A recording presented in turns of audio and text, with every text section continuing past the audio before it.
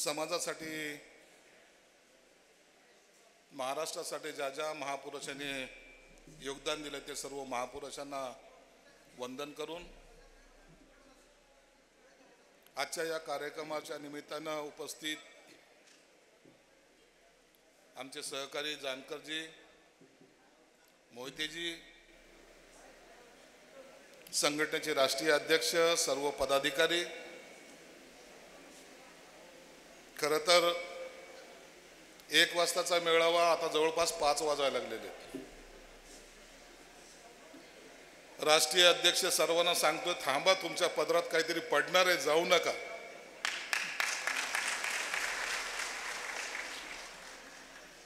माझ्याकडे जेव्हा हे आले,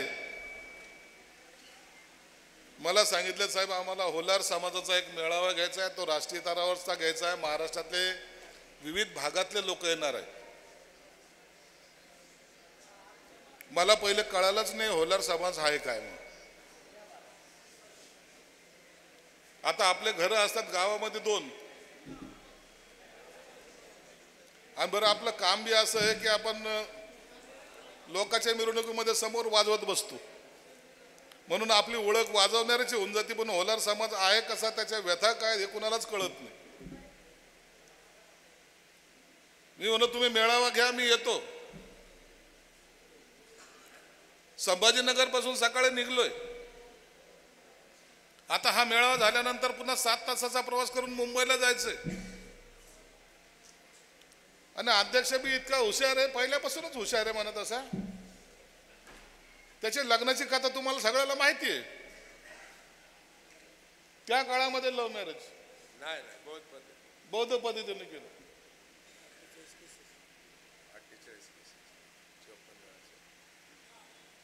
कलाकार कमी नाही. 48 केसेस आहे. हळूच सांगायला लागला, माझ्यावर 48 केसेस आहेत. म्हणजे माणूस तसा डेंजरच आहे. परंतु एक तळमळ, आपल्याला या समाजासाठी काहीतरी केलं पाहिजे किंवा आपण काहीतरी त्यांना दिलं पाहिजे, यासाठी हा मेळावा आयोजित केलेला आहे. काय गरज आहे आज जर आपण पाहतो तर राजकारणामध्ये अनेक मोठमोठ्याले समाज ज्यांना भरभरून मिळालेले आहे, त्यांच्याच मागण्या जास्त आहेत आणि आपल्याकडे कोणी पाहायला तयार नाही, अशी आजची परिस्थिती. हे मी बोलतो, उघडपणे बोलतो. ते यासाठी बोलतो की तुम्ही लोकांनी आता जागृत झालं पाहिजे. बाबासाहेब आंबेडकरांनी जेव्हा पहिल्यांदा आंदोलन उभं करायचं होतं, त्या टायमाला त्यांनी एक गोष्ट सांगितली. यात तुमच्या कोल्हापूरला जेव्हा परिषद झाली शाहू महाराजांची त्यांची, त्या टायमाला महाराजांनी त्यांना राजेपद बहाल केलं आणि सांगितलं की बाबासाहेब, आजपासून तुम्ही समाजाचे राजे आहात, तुम्ही समाजाचे नेते आहात, आता तुम्ही समोर आलं पाहिजे. बाबासाहेबांनी सांगितलं तसं नाही, मला समाजामधल्या प्रत्येक घटकाला जाऊन भेटलं पाहिजे. जोपर्यंत मी त्यांना भेटत नाही, त्यांच्या व्यथा समजून घेत नाही, त्यांना एकत्रित करत नाही, तोपर्यंत मी त्यांचा नेता होऊ शकत नाही. म्हणून बाबासाहेबांनी अनेक ठिकाणी पहिले फिरले, संघटन उभं केलं. सगळे जे दलित पीडित, आपल्यामध्ये एक खोड आहे ना, हा कोणत्या जातीचा, महार जातीचा, हा कोण मांग, हा कोण चंबार, हा कोण ढोर, हा कोण हमका, हा कोण टमका. सगळ्यात जातीवादी आपण आहोत. सगळ्यात जास्त जातीवाद आपण करतो असं माझं स्पष्टपणे मत आहे. एक सांगा की आम्ही बाबासाहेब आंबेडकरांच्या विचाराचे आहोत, संपला विषय. सांगा अण्णाभाऊ साठेच्या विचाराचे आहोत, संपला विषय. अरे ज्या महापुरुषांनी आपल्यासाठी काम केलं तर कुणाचाही नाव घ्या, परंतु सांगताना जी काय आपल्या दुर्बल म्हणजे कमतरता जी असते, आम्ही एवढेच आहोत, आम्ही काय करू, आम्ही कसं काय चालू, आमचं काय होणार, आम्हाला कोणी विचारेल का, आमच्याकडे कोणी पाहिल का, बाबा जाऊ दे ना, आता बोलवलं मेळाव्याला, जाऊन येऊ, नंतर काय आपल्याला ती डफली वाजवणं आहे आणि आपण पुन्हा नाचणं आहे. अरे इतराला नाचायला लावा. आता तुम्ही ताकद तुमची अशी दाखवा की इतर तुमच्या तालावर नाचला पाहिजे.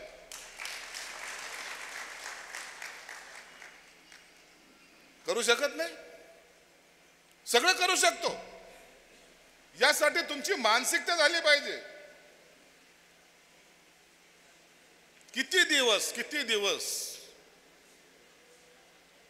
मी आता आत्ताच बोललो एका ठिकाणी. मी ते माटेगावला गेलो, ज्या ठिकाणी अण्णाभाऊ साठेंनी जन्म घेतला. 1.5 दिवस शिकलेला, शाळा शिकलेला माणूस साहित्य रत्न झाला. 1.5 दिवस म्हणजे पहिल्या दिवशी वर्गात गेला असेल तर रडतच असेल, कारण की पोरगं कितीचं असतं ते 3 वर्ष 4 वर्षाचं. म्हणजे पहिला दिवस तर रडण्यातच गेला असेल आणि दुसऱ्या दिवशी अर्ध्या सुट्टीमध्ये इंटरव्हलमध्ये ते पळून घरी आला असेल. म्हणजे शाळा शिकलेत का? तरी त्यांनी समाजाला दिशा दिली तर साहित्यरत्न झाले. अनेक पुस्तकं लिहिली. मी त्यांच्या गावाला गेलो होतो. समाजामध्ये इतकं दिल्यानंतर सुद्धा मी जाऊन पाहिलं. त्यांची सुनेला भेटलो, त्यांच्या नातेवाईकाला भेटलो, त्याच्या सगळ्यांना भेटलो. घर तेच आहे, घरामध्ये बदल झालेला नाही. सरकारने काही उपकार म्हणून काही म्युरल असे तयार केलेले आहेत. अण्णाभाऊ साठेंचा लढा कोणी पाहिलेलं नाही. जाताना त्या घरामध्ये जाताना सुद्धा आम्हाला आमची गाडी 4 व्हीलर गाडी सुद्धा तिथपर्यंत जात नाही बरोबर, अशी अवस्था त्या घराची आजही आहे. योगदान देणाऱ्या माणसाचे जर असे हाल होत असेल तर सर्वसामान्याचं काय, हा प्रश्न आपण स्वतःच्या मनाला विचारला पाहिजे. मी गेलो तिथं, स्वभावाप्रमाणे पाहिलं. कलेक्टरला बोलवलं, आमचे खासदार होते, आमदार होते. मी गेल्यानंतर पाहिलं तर त्यांना त्यांच्यासाठी एक जागा घ्यायची. लोक बी असे हुशार आहे की त्यांना जर कळालं की आपली जागा घ्यायला लागलेत, लगी भाव डबल ट्रिबल चौबल, आम्हाला जागा विकायचीच नाही. पिकत काही नाही पण जागा विकायची नाही. अरे 5 पट भाव घ्या पण दे ना अण्णाभाऊ साठेसाठी. नाही दिली. मग त्याच्या बाजूला, तळ्याच्या बाजूला एक धरण आहे, धरणाच्या बाजूची जागा आम्ही घेतली. तिथेही काही लोक कोर्टामध्ये गेले. परंतु संजय शिरसाटचं एक चांगलं माझं काय माहिती, हातगुण आहे पायगुण आहे, मला देव जाणे, काय शक्ती असेल ते असो. कोर्टात गेले. आता या 30 तारखेला निकाल लागला आणि ते केस आम्ही जिंकली. आता तिथं आपण आता मोठं अण्णाभाऊ साठेंचं स्मारक उभं करतोय, जवळपास 25 कोटी रुपये खर्च करू.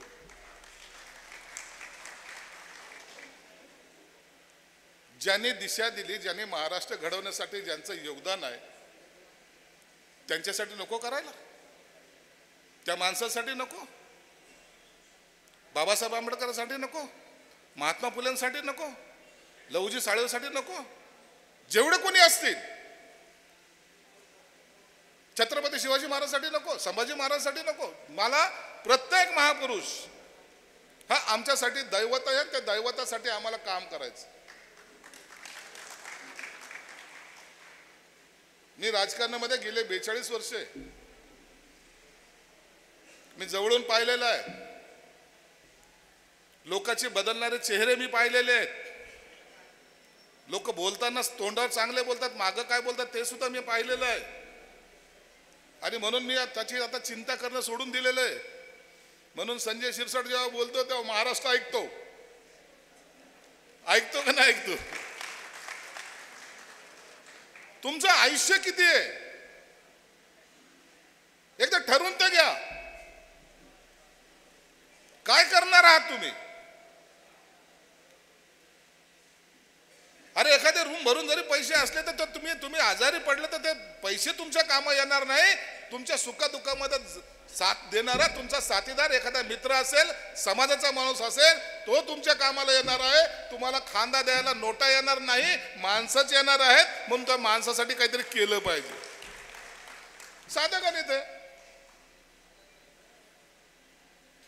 म्हणून अध्यक्ष तुम्ही चिंता करू नका. संजय शिरसाट आला काही देणार नाही, चांगलं देणार आहे. परंतु तुमच्यातली एकी कमी होता कामा नये एवढं लक्षात ठेवा. मग जसं देईल तसं घेऊन पे टाकेल वापस. द्यायला किती वेळ लागतो, घ्यायला किती वेळ लागतो? एकनाथ शिंदे साहेबांनी निवडणुकीच्या काळामध्ये तुम्हाला आश्वासन दिलेलं आहे. तुमचं महामंडळ बनवलंय, अनेक समाजाची महामंडळ बनवली. कल्पना एकच होती की हे महामंडळ बनवून आपल्याला जे काही छोटे छोटे समाज आहेत त्या समाज कुठेतरी एकत्र आला पाहिजे, तो एकत्र येऊन कुठेतरी पुढे गेला पाहिजे. त्या तडीने आचारसंहिता लागली. आचारसंहितामध्ये काही करता आलं नाही. काही लोकांना तर वाटलं राजकारणातले लोक आश्वासन देतात म्हणले त्यांनी केलं ना महामंडळ, काय त्यात ठेंगा आहे? काहीच नाही त्यात. कायला केलं मंडळ? कशाला कुठं केलं आणखी कमिटी? अरे ते एकनाथ शिंदे साहेबांचा शब्द आहे, चिंता करू नका, महामंडळ जे अस्तित्वात आलंय त्याला मी पुढच्या मंगळवारी, या मंगळवारी नाही पुढच्या मंगळवारी तुमची बैठक बोलवतो, तुम्हाला दाखवतो मंडळ कसं चालतं ते. पहिलं काम करा. या समाजातल्या जे दुर्बल घटक आहेत, दुर्बलातल्या दुर्बल, त्याला पहिलं घर द्यायचं काम करा, घर द्यायचं काम करा. आजही गावाच्या कुशाच्या बाहेर असणारा हा माणूस कधीतरी गावात येऊ द्या त्याला. त्याच्यासाठी घरासाठी जी काही तरतूद लागेल ते माझं आहे ना, खातं माझ्याकडे ना, माझं खातं आहे ना. तुम्हाला पैसे द्यायचं जबाबदारी माझी आहे ना. दादासाहेब गायकवाड योजनेतून तुम्हाला काय पाहिजे ते द्यायची मी तयारी करतो ना. अधिकारी ऐकत नाही असं समजू नका. संजय शिरसाट आहे तर अधिकारी हा ऐकायलाच आणि ऐकलंच पाहिजे त्यांनी, हा आपला दंडक असतो. जात पडताळणी समितीला पहिले 4 अधिकारी होते. नागपूर म्हणजे विदर्भ, मराठवाडा, पश्चिम महाराष्ट्र, उत्तर महाराष्ट्र, उर्वरित महाराष्ट्र. किती काम करेल ते 4 माणसं? मी आल्याबरोबर आता 29 अधिकारी आहेत. 29 अधिकारी. आता प्रत्येक ठिकाणी अधिकारी हा आमचा बसलेला असतो. म्हणून तुम्ही आता जात पडताळणीचे जे काही प्रकरणं असतील आता कधी प्रलंबित राहणार नाही. हॉस्टेलची मागणी केलेली आहे. आमदार साहेब मी तुम्हाला खरं सांगतो, आपण काहीतरी असं केलं पाहिजे. मी नगरसेवक असताना एक काम केलं होतं. मी रिझर्व्ह कॅटेगरी मधला माणूस निवडून आलो. एक ओपन जागा होती, तुम्ही पण आलेला असाल, तुम्ही पहा. संभाजीनगरला ज्या वार्डातून मी निवडून आलो नगरसेवक म्हणून, आता रिझर्व्ह कॅटेगरी मध्ये म्हणून आलो म्हणून सगळ्याला तर माहिती होतं. जय भीम बोलून किधर भी चलो. लोकांना वाटलं तर नगरसेवक झालेला हा काहीतरी करेल. ज्या भागामध्ये मी ते केलं, बाबासाहेबांनी आम्हाला जे दिलंय ते कुणी देऊ शकत नाही, द्यायची कुणाची ताकद सुद्धा नाहीये. पण बाबासाहेबांची शिकवणूक काय होती हे बघा. त्यांनी इतरांसाठी सुद्धा सर्व करून ठेवलं. आज प्रत्येक जण म्हणतो की घटनेचे शिल्पकार डॉक्टर बाबासाहेब. घटना डोक्यावर घ्यायचं काम आज कोण करतंय? ज्यांनी घटनेचा पायमल्ली केलं ते लोक करतात. घटना घटना घटना.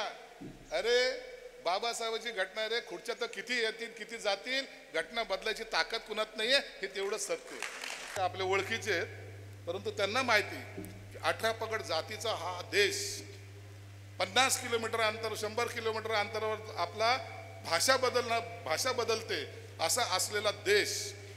त्या देशामध्ये सर्वजण एकच घटनेच्या पाठीशी उभे आहेत. म्हणून ही घटना बाबासाहेबांनी दिली. असे समाजामध्ये अनेक लोक आहेत, त्यामध्ये आपण किरकोळ लोक आहोत. जेवढं होईल, जेवढं जमेल तेवढं केलं पाहिजे. जेव्हा तुम्ही कराल, तुम्हाला आज त्याचं मिळणार नाही फळं, परंतु कालांतराने तुमचं नाव घेतल्याशिवाय कोणीही तुम्हाला विसरणार नाही.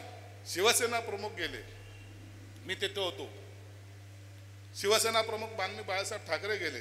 त्यांच्या अंत्ययात्रेला किती लोक होते? 20 ते 25 लाख. म्हणजे पाकिस्तानची जेवढी लोकसंख्या आहे तेवढी लोकसंख्या फक्त शिवसेना प्रमुखाच्या अंत्ययात्रेला होती. नाव करून गेला ना माणूस. एक नाव झालं का नाही? असं एखादं नाव आयुष्यामध्ये एखाद्या वेळेला तयार होतं, एखाद्या जन्मानं येतात. परंतु आपण सर्वसामान्य कार्यकर्त्यांना सुद्धा विनंती आहे, आपण एवढे मोठे उंचीचे नाव नाहीत, परंतु छोटं असं काम करा ज्याच्यामुळं समाज तुमचं नाव घेईल. पुन्हा एकदा तुमचं सर्वांचं मनापासून आभार मानतो. मला बोलवलं, तुमच्या असलेल्या काही मागण्या असतील निश्चितच मी त्या पूर्ण करण्याचा प्रयत्न करत. या माणसाला काही थांबल्याशिवाय व्हायनाच, काहीतरी व्हायचं.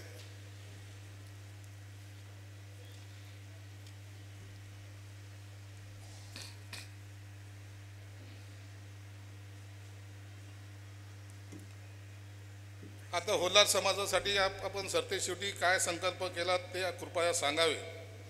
होलार समाजासाठी मी आता सांगितलं की महामंडळ करतोय, त्याला 50 कोटी रुपये आपण जाहीर केलेले. होलार समाजासाठी घरांसाठी पाहिजे असलेल्या जागा जे घरासाठी जे, तर आपण त्याच्यासाठी सुद्धा आपण, तुम्ही माझ्याकडे डिमांड करा, त्या जागेची निर्मिती सुद्धा आपण करणार, जागेसुद्धा आपण देऊ, ज्यांच्यामुळं एक समाज एका ठिकाणी एकत्रित येऊ शकतो. दुसरं, कलाकारांची जी आट आहे ती आट शिथिल करेल. अरे किती कलाकार आहेत महाराष्ट्रामध्ये, आता कलाकार आता लोप पावत आलेत. सगळ्या कलाकारात जे जे असतील त्यांना सुद्धा आपण या मानधनामध्ये ॲड करू. आता जे काय मानधन मिळतंय, जवळपास मी प्रत्येक कलाकारांना 6,000 रुपये मानधन देतोय. त्याच्यातही वाढ करण्याचा माझा मनोदय आहे, म्हणून त्याची चिंता तुम्ही करू नका. धन्यवाद. एक मिनिट सर, आपकी नेको का या ठिकाणी कलावंतासाठी जी प्रशस्ती पत्र काढलेली आहेत, कलावंताचे प्रतिनिधी म्हणून ब्रह्मदेव केंगार महाराज आणि लालासाहेब गेजगे यांनी स्टेट, म्हणून जानकर साहेब मी त्या ठिकाणी निवडून आलो, पहिलं काम केलं. आमच्याकडे धनगर समाज चांगल्या प्रमाणात आहे. एक जण आमच्याकडून निघायचं, क्रांती चौकून निघायचं, औरंगपुरा म्हणे की रे तिथपर्यंत जायचा मिरवणूक घेऊ. अब गट तट कोणत्या समाजामध्ये नसतात. दुसरा गट औरंगपुरातून निघायचं आणि क्रांती चौकला यायचं. बोला ठीक आहे बेटे, पाहतो मी माझ्या वार्डामध्ये जे ओपन स्पेस होती, आईल्या देवीचा इतका मोठा पुतळा केला. आता सर्व समाज त्या ठिकाणी येतो, एकत्रितपणे येतो. आणि तो जो पुतळा महाराष्ट्रातला पहिला पुतळा आहे, त्याच्यानंतर चोंडीला झाला आहे. पहिला मी आहे, तिथं सगळ्यात मोठा पुतळा आईल्या देवीचा माझ्या मतदारसंघामध्ये. नाव झालं ना, मी राहिलो काय, गेलो काय, मेलो काय, तरी त्या पुतळ्याजवळ तर माझं नाव तर लागलं ना. संजय शिरसाटने तयार केलेला हा पुतळा, संजय शिरसाटने बसवलेले हे शिल्प आहे. या ठिकाणी जे तुम्हाला पाहिजे ना, तुम्ही माझ्याकडे मागा. पाहिलं मी अनेक वेळेला काही काही मंत्र्यांकडे जेव्हा पाहतो तर ते म्हणतात यार कोणी येतं काही मागत असतो. मी म्हणतो मागत का नाही, हे माझा प्रश्न आहे. जानकर साहेब तुम्ही माझ्याकडे या. मुलींचं हॉस्टेल आणि मुलांचं हॉस्टेल नाव होईल इतिहासामध्ये. मी मुलीच्या हॉस्टेलला 10 कोटी रुपये देतो आणि मुलाच्या हॉस्टेलला 10 कोटी रुपये देतो. करा तुम्ही काम. जागा मिळवणं काम तुमचं. पुढच्या वेळेला येईल त्या टायमाला मला भूमिपूजन माझ्या हस्ते झालं पाहिजे, एवढं लक्षात ठेवा. द्यायला काय लागतं का, करून द्या. नाव होईल नाव.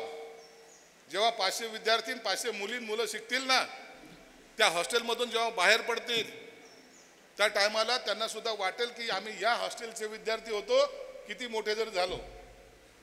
माझा भाऊ माझ्यापेक्षा 2 नंबर आणखी खाली, आमचं कुटुंब 5 भाऊ 1 बहीण, आई वडील 10 बाय 15च्या रूममध्ये सगळेजण.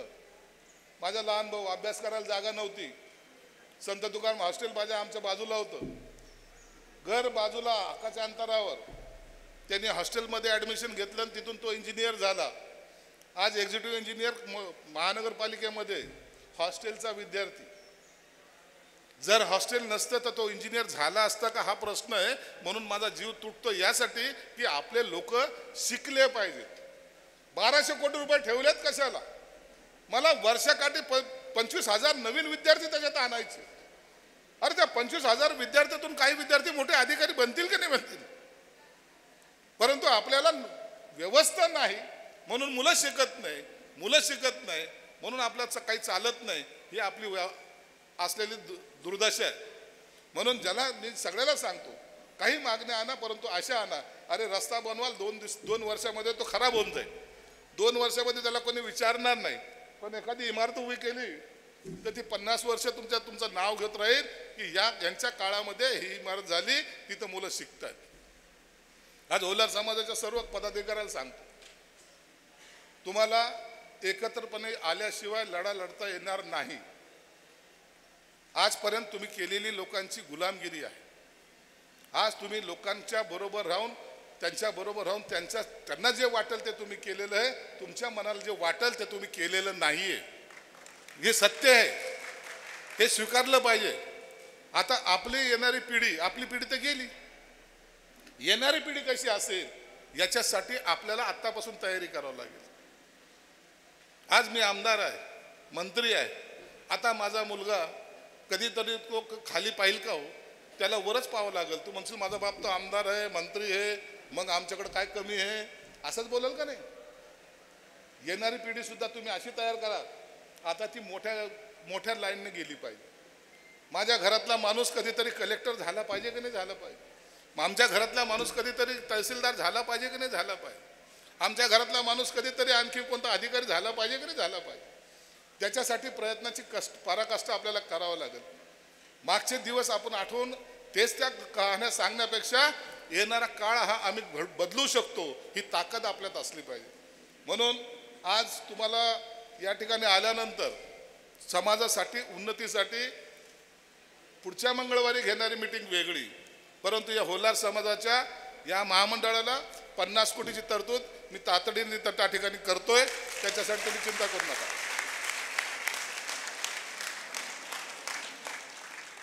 असलेल्या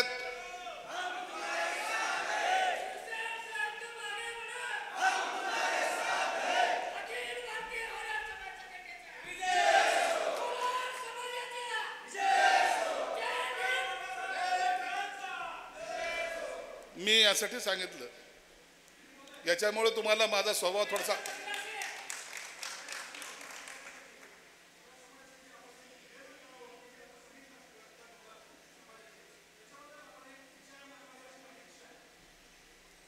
आता हे आतापर्यंत तेच चालू होतं ना.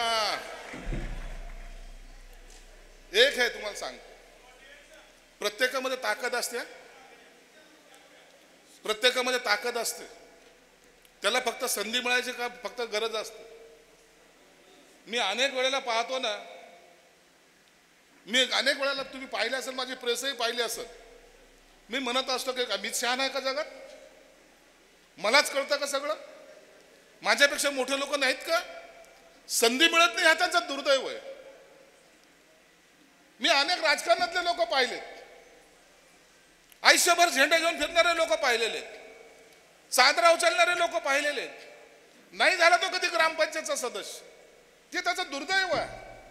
परंतु ते करत असताना तर त्यांनी त्याच्या संसाराचं जर लक्ष दिलं नाही तर एक दिवस असा येईल की घरातले लोक म्हणतील हा काही कामाचा नाही आमच्या घराचा. हे सर्व राजकारण करत असताना पहिलं आपलं घर पहा, सुरुवात घरापासून करा. नाही हो, कुणाचा जय जयकार करून चालत नाही.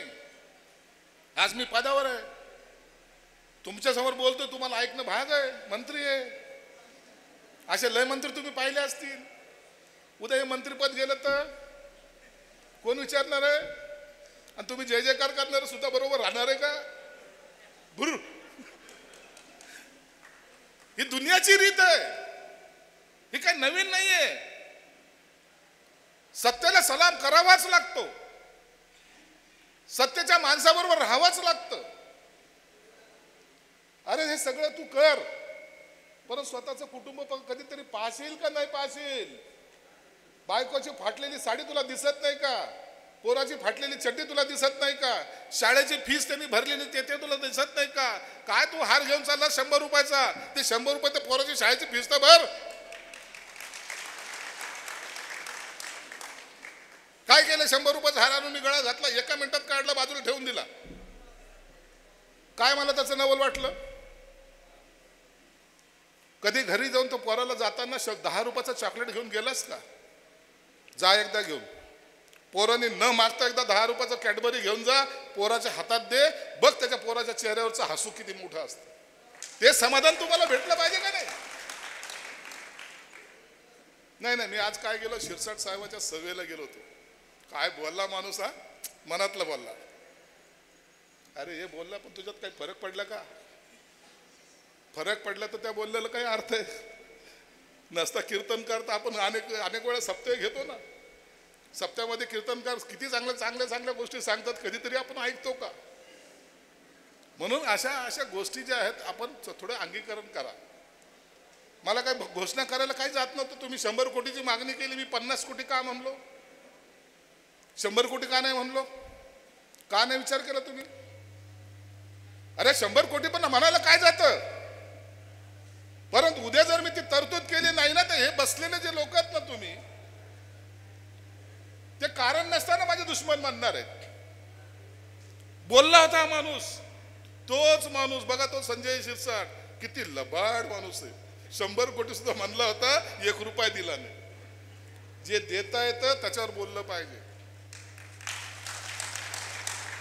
हीच माझी ओळख आहे.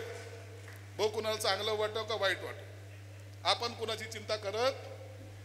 माझ्या मनाला काय वाटतं, कार्यकर्ता म्हणून एक गोष्ट लक्षात ठेवायची, दिवसभर काम करताना काय काम केलं, चांगलं केलं का वाईट केलं, घरी जाऊन त्याचं चिंतन मनन करायचं. मी आज दिवसभरात काय केलं, कुणाचं वाईट केलं असेल तर तुम्हाला झोप येणारच नाही. 10-12 गोळ्या खावाच लागल, नाही तर काहीतरी घ्यावाच लागल, तो पण तुम्ही झोपू शकत नाही. आणि चांगलं काम केलं असेल, गेला का ढाराढूर, त्याला झोप लागायला काही तू आणखीन वाट पाहावं लागणार नाही. म्हणून आयुष्यामध्ये एखादं काम असं करत राहायचं की ज्याच्यामुळे आपल्याला दुःख होऊ नये. आपण इतरांसाठी काम करतो असं कधीच समजू नका. मी माझ्यासाठी काम करतोय, माझ्या समाधानासाठी काम करतोय, मी माझ्यासाठी काम करतोय, त्याचा परिणाम तुम्हाला जाणवेल. तुम्ही समाजासाठी काम करताना सुद्धा सांगा की समाजाचा तो घटक म्हणजे मी आहे आणि त्याच्यासाठी मी काम करतोय. असं ज्या दिवशी समजाल त्या दिवशी अरे बाबासाहेब आंबेडकरांनी एवढं मोठं करून गेला, सर्व काही देऊन गेले, त्यांनी स्वतःसाठी काय घेतलं, स्वतःसाठी काय त्यांच्या, परंतु देताना एखादी दिशा अशी देऊन गेले की आता त्यांचे नाव घेतल्याशिवाय राजकारणातला माणूस सुद्धा पुढे जाऊ शकत नाही. ही ताकद त्यांनी निर्माण केली आहे की नाही ताकद. मी अनेक वेळा सांगत असतो, राष्ट्रपती किती झाले माहित नाही, पंतप्रधान किती झाले माहित नाही, महाराष्ट्राचे मुख्यमंत्री किती झाले माहित नाही, अनेक जणांच्या आले गेले, खुर्च्या बदलल्या, परंतु एकमेव बाबासाहेब आंबेडकर, त्यांची खुर्ची बदलायची ताकद कोणाला झाली नाही, होणार नाही. ही ताकद कशी निर्माण झाली, बुद्धी तर होती, कौशल्य तर होतं, अभ्यासू तर होतेच, त्याचबरोबर समाज म्हणजे एक जात नाही, समाज म्हणजे सर्व बांधव. त्यांना घेऊन आज इंग्लंड असेल, अमेरिका असेल, ते बाबासाहेबाच्या घटनेवर अभ्यास करतात. ते काय आपल्या जातीचे आहेत, ते काय आपल्या ओळखीचे आहेत, परंतु त्यांना माहिती की 18 पगड जातीचा हा देश, 50 किलोमीटर अंतर, 100 किलोमीटर अंतरावर आपला भाषा बदलते असा असलेला देश, त्या देशामध्ये सर्वजण एकच घटनेच्या पाठीशी उभे आहेत. म्हणून ही घटना बाबासाहेबांनी दिली. असे समाजामध्ये अनेक लोक आहेत, त्यामध्ये आपण किरकोळ लोक आहोत. जेवढं होईल, जेवढं जमेल तेवढं केलं पाहिजे. जेव्हा तुम्ही कराल, तुम्हाला आज त्याचं मिळणार नाही फळं, परंतु कालांतराने तुमचं नाव घेतल्याशिवाय कोणीही तुम्हाला विसरणार नाही. शिवसेना प्रमुख गेले, मी तिथे होतो. शिवसेना प्रमुख माननीय बाळासाहेब ठाकरे गेले, त्यांच्या अंत्ययात्रेला किती लोक होते, 20 ते 25 लाख. म्हणजे पाकिस्तानची जेवढी लोकसंख्या आहे तेवढी लोकसंख्या फक्त शिवसेना प्रमुखच्या अंत्ययात्रेला होती. नाव करून गेला ना माणूस, एक नाव झालं का नाही. असं एखादं नाव आयुष्यामध्ये एखाद्या वेळेला तयार होतं, एखाद्या जन्मानं येतात. परंतु आपण सर्वसामान्य कार्यकर्त्यांना सुद्धा विनंती आहे, आपण एवढे मोठे उंचीचे नाहीत, परंतु छोटं असं काम करा ज्याच्यामुळं समाज तुमचं नाव घेईल. पुन्हा एकदा तुमचं सर्वांचं मनापासून आभार मानतो. मला बोलवलं, तुमच्या असलेल्या काही मागण्या असतील निश्चितच मी त्या पूर्ण करण्याचा प्रयत्न करत. या माणसाला काही थांबल्याशिवाय व्हायनाच, काहीतरी व्हायचं.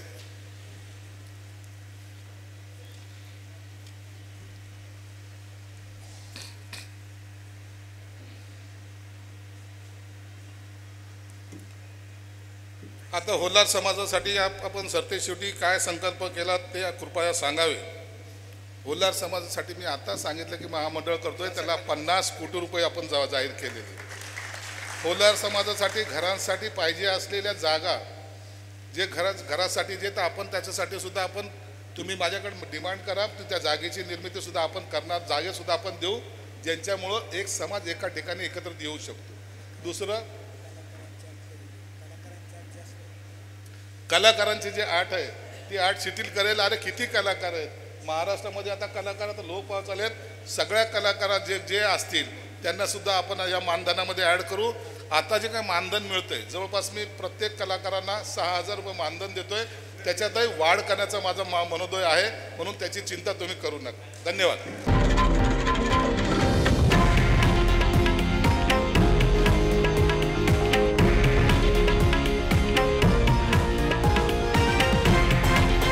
हे आहे देशातील नंबर 1 न्यूज नेटवर्क आणि आपण पाहत आहात TV9 मराठी, एकमेव.